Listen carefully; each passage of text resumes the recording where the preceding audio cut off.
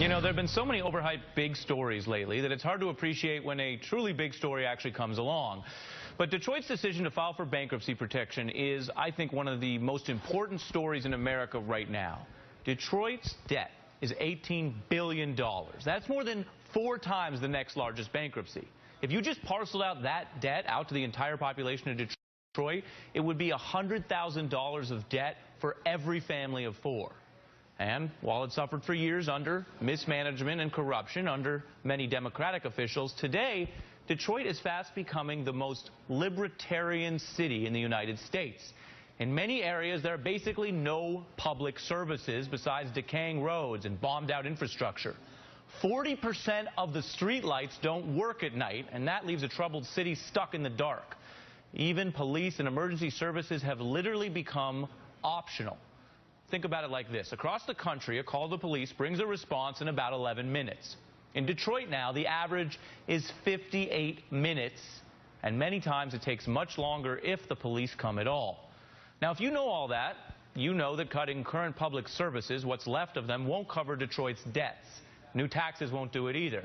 The bankruptcy law will enable Detroit to renegotiate with creditors, kind of like a corporation or citizen can under Chapter 11, although some of the rules are different under the municipal structure of Chapter 9. So what can Detroit do for its workers and the city's debt to these pension holders? Well, I think it's time to look to Washington.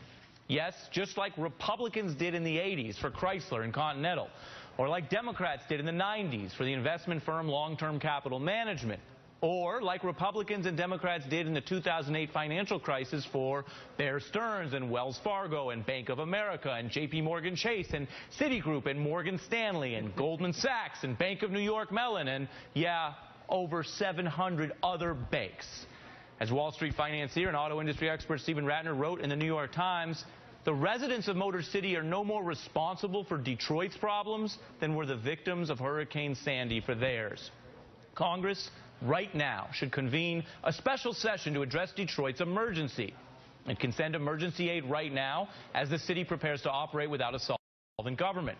It can target jobs programs in the city. Jobs are supposedly, we're told, a priority of both parties. And it can explore some less expensive and, I would note, less liberal solutions like simply investing in local property, which could be sold later, or starting a Detroit branch of the Smithsonian. That's actually a pretty logical way to avert a cultural disaster, because there's talk that bankruptcy could force the city to auction off $1 billion worth of art collected over 128 years at the Detroit Institute of Art. The federal government could partner up with the Institute, buy that cultural heritage, and keep it accessible for people in Detroit and around the country. There's a lot of ideas. My point is, our fellow citizens are hurting. There are a lot of things Congress can do. But if the largest local bankruptcy in our history isn't the right time for spending on emergency aid and jobs, when is the right time?